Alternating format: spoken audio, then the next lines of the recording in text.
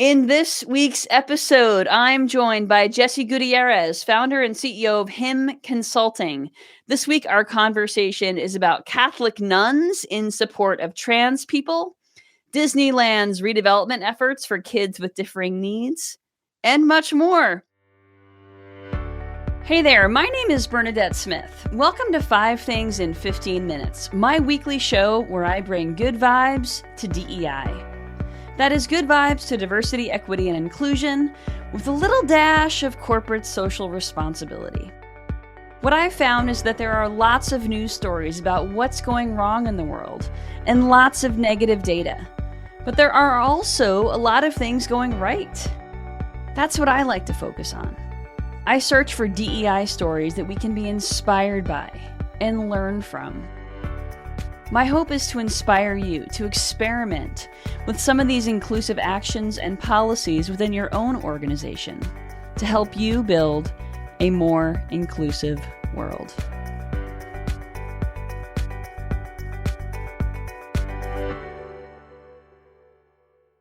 Let's get started. Jesse, will you please introduce yourself and tell the listeners and viewers who you are and a little bit more about you? Yeah, definitely. Thanks so much for inviting me, Bernadette. Hey everybody, Jesse Gutierrez here. Pronouns are he, him. And as mentioned, I'm the founder and CEO of Him Consulting. And through Him, I accelerate diversity, equity, and inclusion impact via consulting, education, and community building services. So I actually launched Him back in 2020, legitimately during the onset of COVID-19, which is a wild time.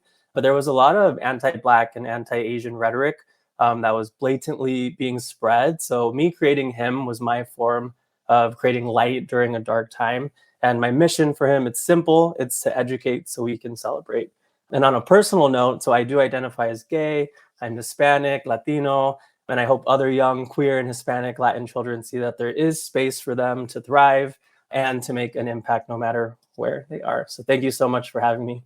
Awesome. I'm really thrilled to have you join us today. So I would actually love to hear a little bit more about what is giving you hope right now when it comes to diversity, equity, and inclusion. What's helping you keep the faith when there's a lot of negative stuff out there? Yes, there is a lot of negative stuff out there at the moment, but what gives me hope, honestly, especially given the context of the economy and where the job market is right now, it's seeing how many DEI roles are still opening up and popping up each week. And that's just a testament to the orgs that are investing the time, the energy, the money. And while we do see some cuts happening, it's, again, the hopeful thing here and the thing that's giving me energy is seeing all those new roles that are popping up. So kudos to those orgs. Awesome.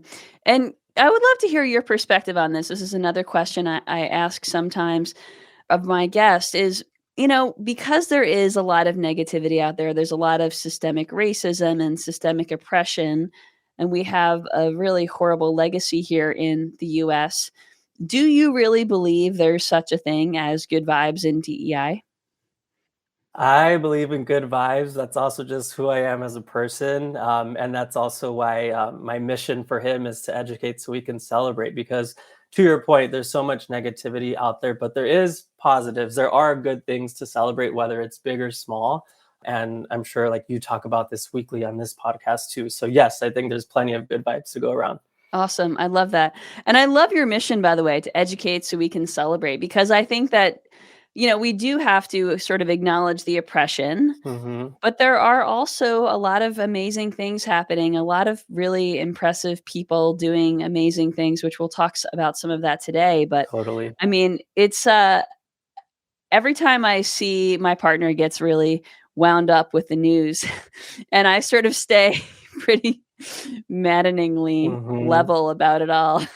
And it's tough because aside from the news, there's social media where there's just so many things constantly being pushed out. So what I've done is make sure I'm following also the positive accounts too, because while it's important to acknowledge maybe the negative and where we can improve, there's so much good out there too. So kind of balancing for me is what helps me kind of move forward.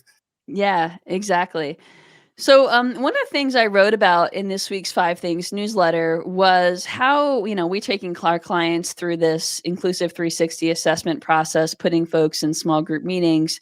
And as I was going through this with a client last week, one leader kept repeatedly saying, "We're not there yet. We're not quite there yet." And what I loved about that is that she was really excited about it. She was really excited to do better as soon as she really started to know better. And I know that comes from leadership. And so, I kind of want to acknowledge the fact that DEI is such a long process, and it also needs to be something that's integrated throughout all of the different functions of the organization. So it is, there's a lot of not yet along the Totally. way.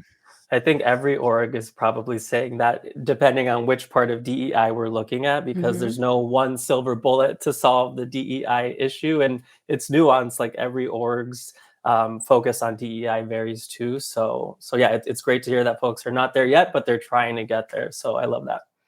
They are, and then they will continue to educate so they can celebrate, right? 100%. Absolutely, and I think that the forward momentum really matters to really build up quick wins, keep adding to those quick wins and celebrating them so the employees really start to understand that this is not going away, Hmm. and we are just gonna keep building upon these small wins to gain a lot of momentum. Yeah, and I'll just add to that because it makes me think when you say celebrate the small wins. I actually started my career in sales, and innately in sales, like the culture is literally celebrating every deal you close, every sale you make. And I feel like if we had some of that same momentum and just like culture in the DEI space and like bringing more folks along, I think that would go a long way too. So I love everything you just shared there. Yeah, thank you very much.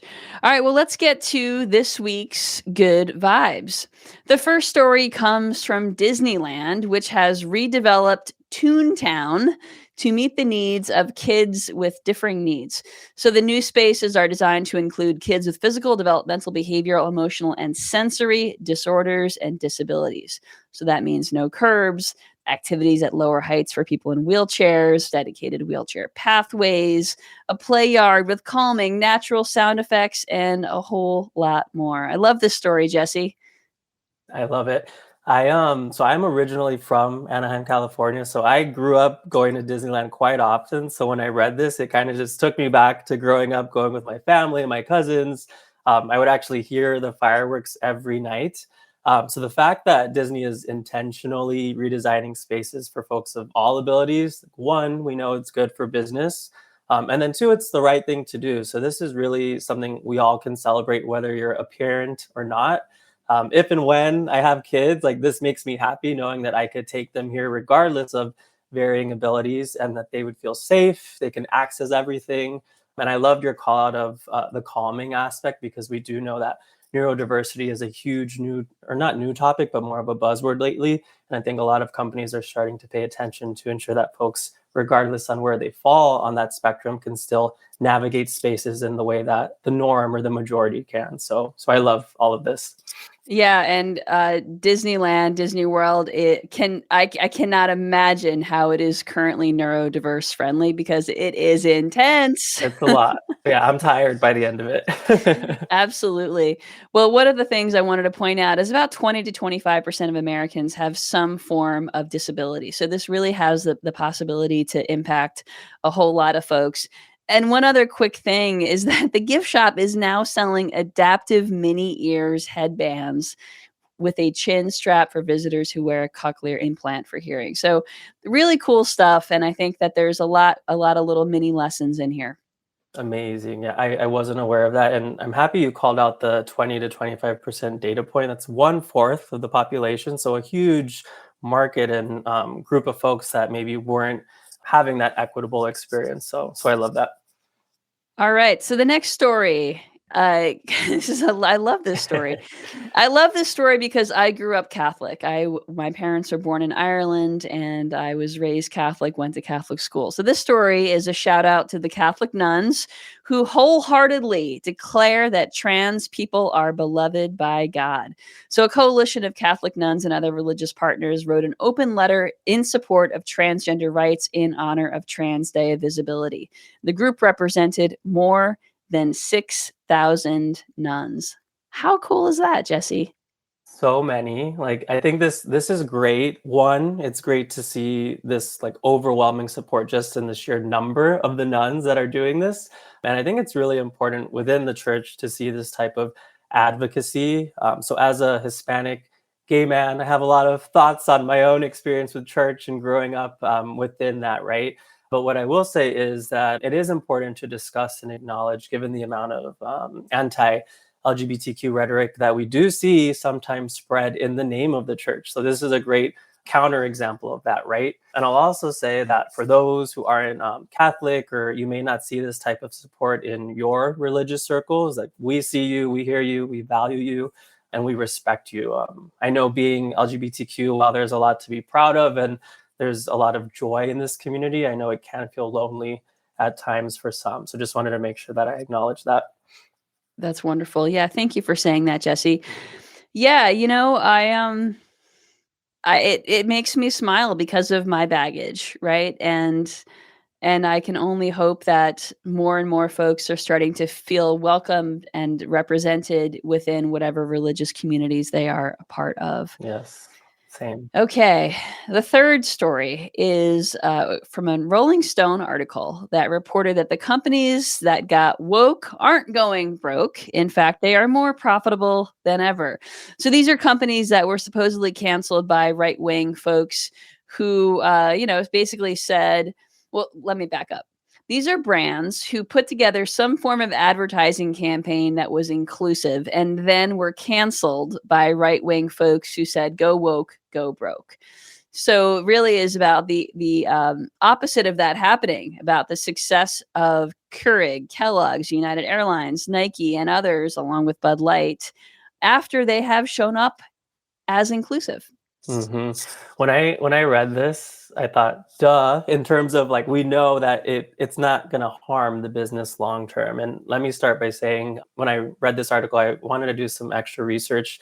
And I found a Pew research study that found that Gen Z will become majority non-white in the US by 2026. So that's quickly approaching.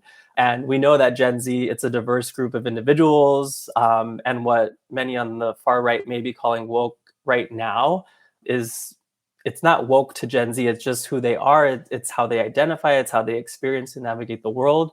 So I call that out because this is a huge population that is either already in the workforce or quickly entering it. So we definitely need to catch up, be flexible, and adapt, whether we agree or disagree with some of these things that are coming on. But for me, the takeaway there is that organizations who intentionally focus on DEI, which many usually correlate with being woke, are better in the long run. And there's just so many statistics and data points that show that. Yeah, absolutely. And what to your point, the census actually showed us that folks who are under the age of Americans who are under the age of 18, there is no majority race. Perfect. You see, so it's like y'all got to catch up. Like it's Mhm. happening whether you agree or disagree or don't want to acknowledge it. So the data shows that. Exactly. All right. The fourth story is about a relatively small business called Bojo's, which is a pizza chain in Colorado. And the founder is selling his company to his employees through an employee stock option plan. So this is a 50-year-old company that grew to 252 employees across 6 locations. And now the owner is creating an atmosphere. He's selling it to his employees so they can create an atmosphere in the restaurant for pride, inclusion, and people working together. We don't see this often enough, Jesse, unfortunately. We don't. It was refreshing to read. It's a literal example of equity. So I appreciated the intentional call out of creating an atmosphere in the restaurant for pride, inclusion, people working together. In a time when we hear about the 1%, for example, Jeff Bezos, Elon Musk, who keep making more money even during the pandemic and keep laying off more employees. Again, this is refreshing. It's a great example of leadership, of humility, and then giving back to the community or your workers that are the ones putting in all the work. So this was really nice to read. Like I haven't read something like this in a long time. Yeah, and honestly, I think that frontline employees are often undervalued, they're underappreciated, they're underpaid. And, Hmm. the majority of these restaurant workers are probably working on the front line, not in the kitchen, Totally. not in the office. And so really seeing them have the opportunity to create more generational wealth or take Hmm. better care of their families. I mean, this is real life stuff. Totally. So I really appreciate that your word humility was beautiful. Hmm. Love it. Okay, the last story today comes from the BBC, which has a new education TV show in Afghanistan, specifically for Afghan children aged 11 to 16 who are banned from school. And this particularly impacts girls whose education has been halted by the Taliban until a suitable environment is created for girls to learn. So, this weekly show is hosted by Afghan women journalists and presented in Dari, one of the official languages, and really about adapting math, history, science, and information and tech for these young folks. Beautiful. Yeah, no, I love this. It's upsetting still, of course, to hear like the blatant gender inequalities that we have in society today. I was raised by a single mom and so many strong Latinas women around me growing up, so it's very near and dear to my heart. But this is a great example of equity to support women's access to education. We know folks that are educated can really thrive a lot more as they navigate life in their careers and their families. So this is a win-win-win-win. It's amazing. Thank you for closing with that, Jesse, because that's my favorite thing about finding these stories is finding those win-win-wins, right? Oh, perfect.